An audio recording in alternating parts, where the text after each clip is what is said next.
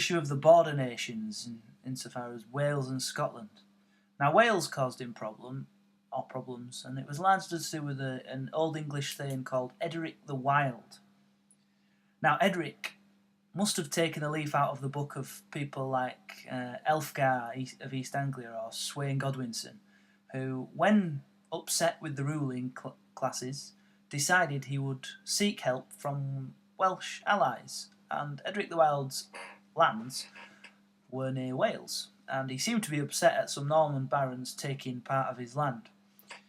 So he joined with some Welsh princes and attacked Hereford, but as was very often the case with rebellions at this time, he found he couldn't take the castle, so many of the Normans found refuge in the castle.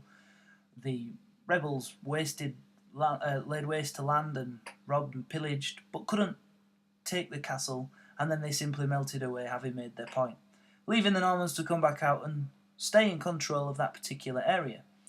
Edric rebelled again in 1069, whilst the huge northern rebellion was going on involving Sweyn, Estrithson, King Sweyn's sons, and Edgar the Atheling and that sort of thing, just before the harrowing of the north.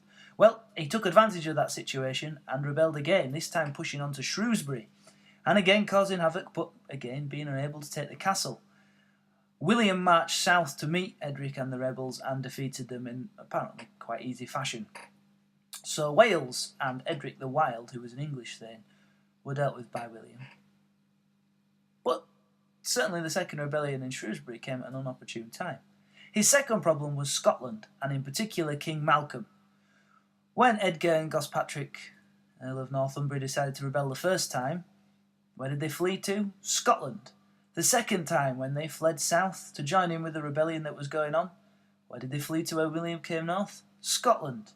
And I bet you can probably guess where they fled whenever there was any further trouble going on. Yeah, it was a haven for rebels, and not only that, Malcolm was quite fond of raiding south into England. Now, this all came to a head in 1072 when William had decided enough is enough. Malcolm has been a thorn in my side for too long, and he decided to take an army up there to bring Malcolm to heel.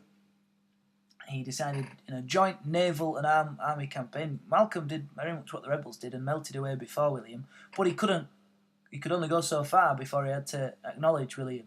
And Malcolm decided, perhaps wisely, not to take William on in a pitched battle, but to make peace with William and to agree to submit to William as his feudal overlord, which is quite a significant statement. It shows just how feared William was, because Malcolm was fighting in his own country there if he'd chosen to fight, but he didn't. Instead, he submitted. And he agreed to kick out Edgar the Atheling from his court for good measure at that. So, those were the border disputes they were the border nations of Wales and Scotland and the problems that they caused William during his time as King of England.